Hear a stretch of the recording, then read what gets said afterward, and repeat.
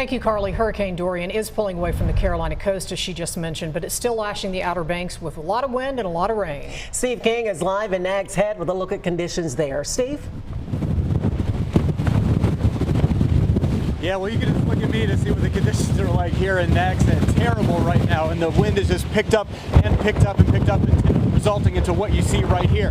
Now, the wind is a really big issue here, obviously. It might blow me over. In fact, I'll be safe if that happens. And I haven't seen any flying debris, which is the reason why I'm standing out here in the wind right now. But you can see what the storm surge is doing. The beach is basically gone here in Nags Head. It'll come back when the water eventually recedes, but that storm surge they were saying was going to be 4 to 7 feet. Right now it's at every bit of at least at 7 feet as the water just continues to rise and rise and rise. Every once in a while the wind breaks, but then it comes back with a vengeance. And also right now we do have reports of flooding along Highway 12, not just at Cape Hatteras where the Hurricane Dorian made landfall, but also the northern part of Dare County. We are hearing that Highway 12 is also flooded. So we know that down in Ocracoke Island, down in Hyde County, we have those reports and we've seen those images of the flooding there, trapping people on the island. But we also know that now in the northern part of Dare County, Highway 12 is flooded over. So it just seems like the storm's impacts are starting to come to fruition. We do know that 911 obviously cannot respond to emergency calls right now. None of the emergency services can get out in this. We don't know about any damage reports just yet because, as you can see, the conditions are so bad there's no way for crews to be able to assess the damage at this time. At least 2,000 people here in Dare County, customers in Dare County without power. Actually, our hotel just lost power a little while ago, but the reason that we have generators, but the wind is so bad that the hotel staff can't get out to use the generators to bring the power back on. Photojournalist Rich Cisney, who's operating the camera right now, his air conditioning unit blew out of the wall of his hotel room, creating a very loud bang. Very scary situation for him.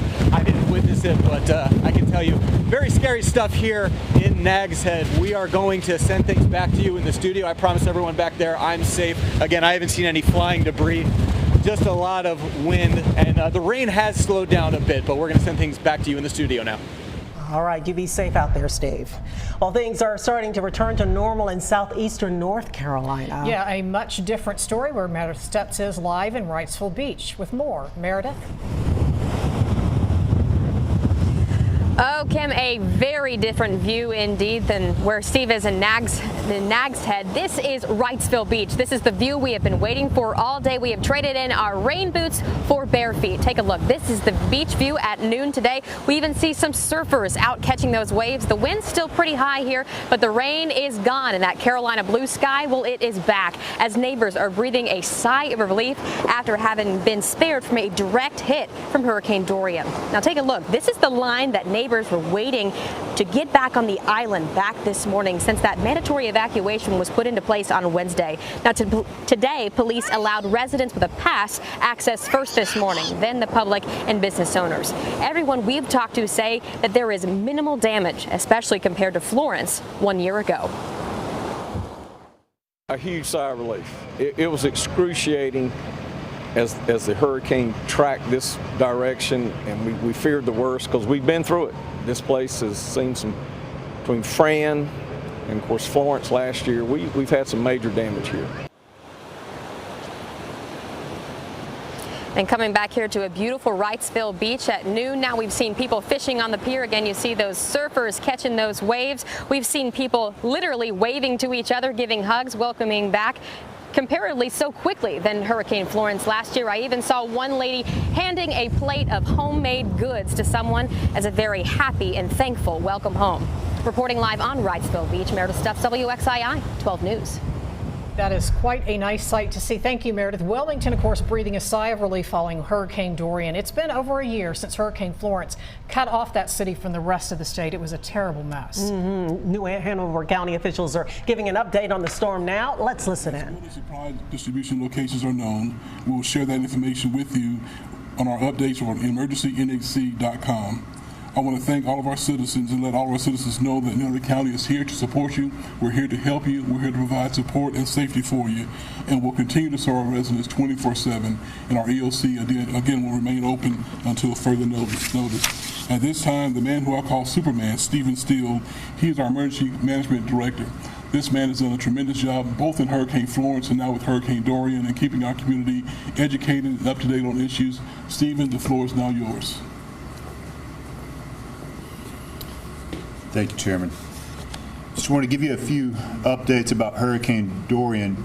Currently, Dorian is moving roughly 18 miles an hour to our northeast, right about the Virginia line, but it is up and moving out of our way and out of the area of New Hanover County and the city of Wilmington.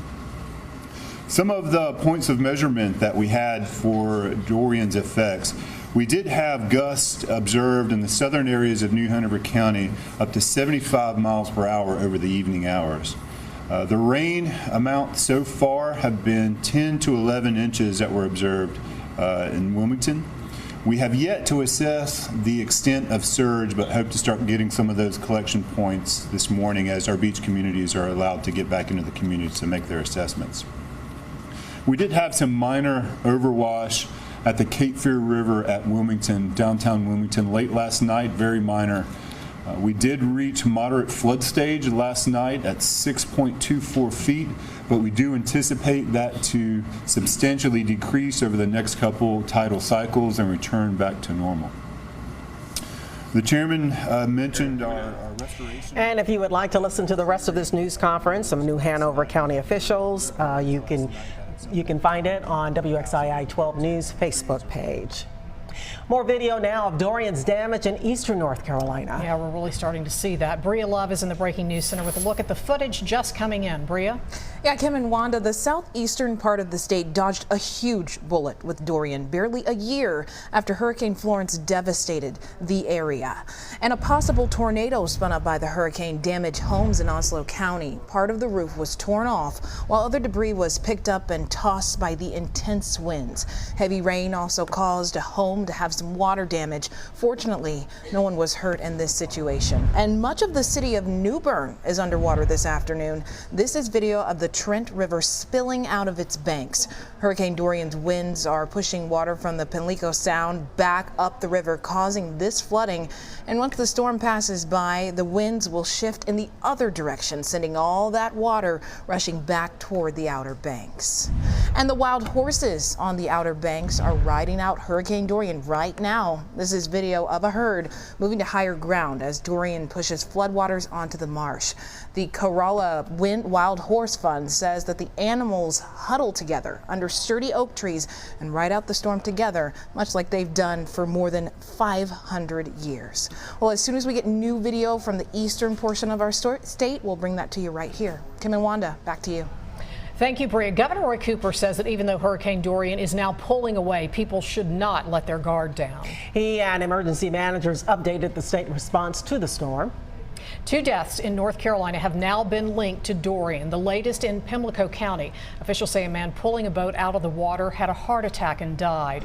And a man in Columbus County also died preparing for Hurricane Dorian. Well, thousands remain without power this afternoon. The governor says crews are working to restore electricity, and the number of outages is expected to drop. Nearly 70 roads in the eastern part of the state are impassable due to high water or storm damage, and 4,500 people are staying in emergency shelters. And now